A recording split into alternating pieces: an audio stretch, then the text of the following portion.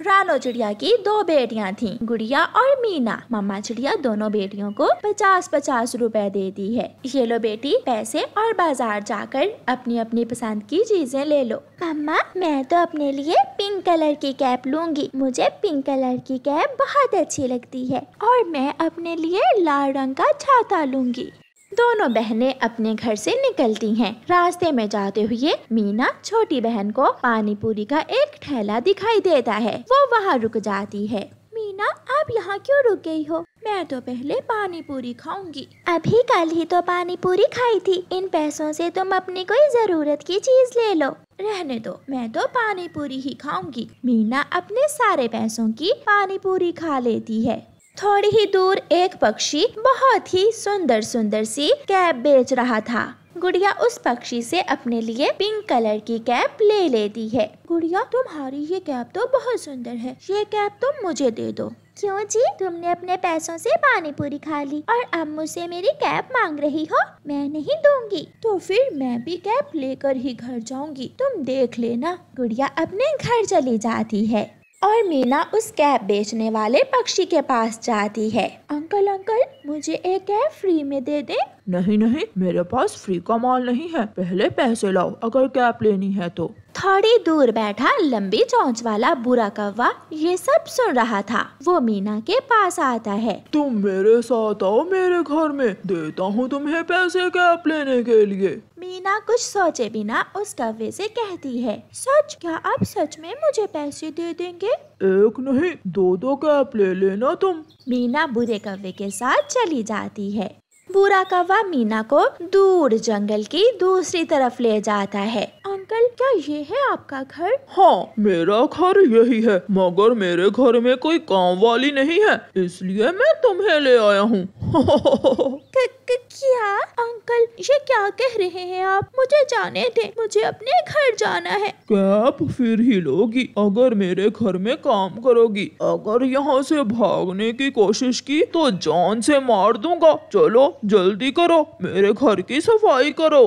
फिर बुरा कौवा मीना से अपने पूरे घर की सफाई करवाता है और फिर मीना से बर्तन साफ करवाता है। मैं जा रहा हूँ, दाना पड़ा है खा लेना और भागने की कोशिश न करना वरना मारी जाओगी। बुरा कौवा बाहर से कुंडी लगाकर चला जाता है। बेटी गुड़िया मीना कहाँ है? मम्मा अपने पैसों की तो उसने पानी पूरी खा ली और अब मुझसे मेरी कैप मांग रही थी, मैंने नहीं दी तो गुस्सा हो गई। ना जाने वो कहाँ चली गई है, मैं जाकर देखती हूँ।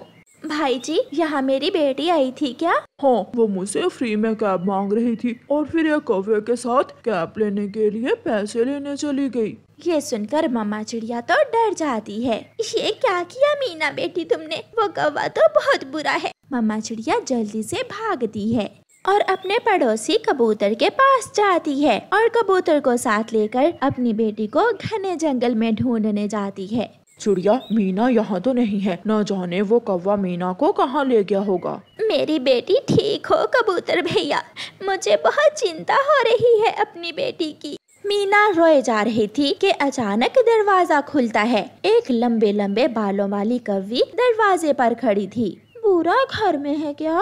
मीना उस कौवी की किसी बात का जवाब दिए बिना जल्दी से घर से बाहर निकल जाती है और वहाँ से भाग जाती है। वो तेजी से उड़ती हुई अपने घर की तरफ जाती है। रास्ते में उसे उसकी मम्मा और कबूतर मिल जाते हैं।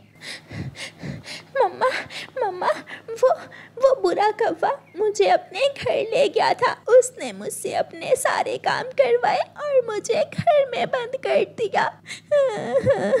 आप ठीक हो ना मेरी बेटी? मामा चिड़िया मीना को गले से लगा लेती है। बेटी अगर किसी ऐसे अजनबी पक्षी के साथ जाओगी तो ऐसा तो होगा ही। अंकल सॉरी, मैंने लालच किया और उस कौवे की बातों में आ गई, मगर आज मुझे बहुत बड़ी सीख मिली है कि ऐसे किसी राह जाते पर विश्वास नहीं करते। फिर वो सब खुशी खुशी अपने घर चले जाते हैं। कालू जी अब इस जंगल में तो भोजन मिलता नहीं है, चलो हम इंसानों की बस्ती की तरफ जाते हैं, वहाँ खाने की कोई ना कोई चीज तो मिल ही जाती है।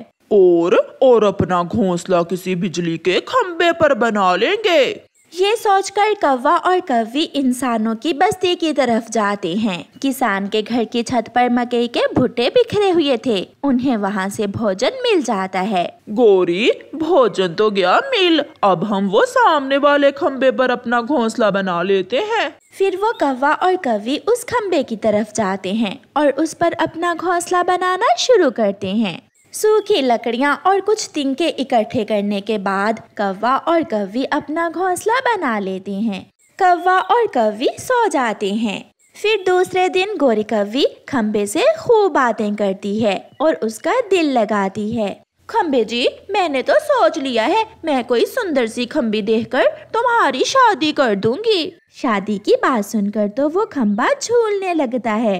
अरे अरे खम्बे जी, इतना भी ना झूमो कि हमारा घोंसला ही नीचे गिर जाए। मेरा कालू दाना लेने गया है, क्या तुम भी दाना खाओगे? नहीं कौवी, मैं दाना नहीं बल्कि बिजली खाता हूँ। ऐसे दिन गुजर जाता है और फिर जब रात होती है तो वो खम्बा अपनी रोशनी देता है। वो बच्चा फिर से वहाँ बैठकर पढ़ने लगता है। कौवा फिर से खम्बे को कहता है, दोस्त, एक से करो दोस्ती, या हम कौवों से या उस बच्चे से। बंद करो दोस्त अपनी रोशनी। वो खम्बा फिर से अपनी रोशनी बंद कर देता है। ओह नो, आज फिर खम्बे में कोई खराबी है। फिर उस दिन के बाद जब भी वो बच्चा उस खम्बे के नीचे आकर बैठकर पढ़ने लगता तो वो खम्बा अपनी लाइट बंद कर देता और फिर आखिर वो बच्चा एक दूसरे खम्बे की रोशनी में बैठकर पढ़ने लगा। दिन गुजरते गए और फिर एक दिन कौवों को ऊपर आसमान में कौवों का झुंड एक दिशा में जाता हुआ दिखाई देता है। कालू जी, जंगल में बहार आ गई, अब जंगल में दाना भी होगा और पानी भी। वो देखो, सारे कौवे उस दिशा में जा रहे हैं। तो फिर हमें भी जाना होगा।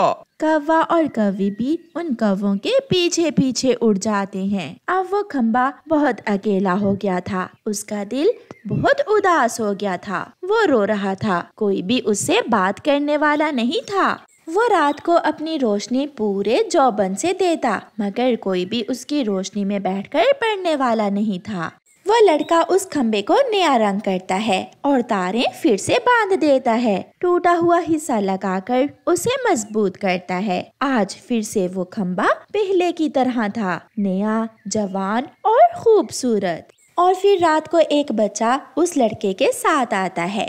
बेटा, मैं भी इसी खम्बे के नीचे बैठकर पढ़ा करता था। मेरी और इस खम्बे की दोस्ती बहुत पुरानी है। मैं उम्मीद करता हूँ कि आप भी इसी खम्बे की रोशनी से फायदा लोगे और यहाँ बैठकर मेरी तरह पढ़ोगे। ये सुनकर वो खम्बा बहुत खुश होता है और फिर से अपनी लाइट पूरे चौबन से देने लगता है। अब शायद वो खम्बा कभी भी कौवों की बातों में आकर वहाँ अंधेरा नहीं करेगा। प्यारे दोस्तों, इस कहानी को लाइक, अपने दोस्तों के साथ शेयर और चैनल को सब्सक्राइब करना बिल्कुल मत भूलना। आपका धन्यवाद।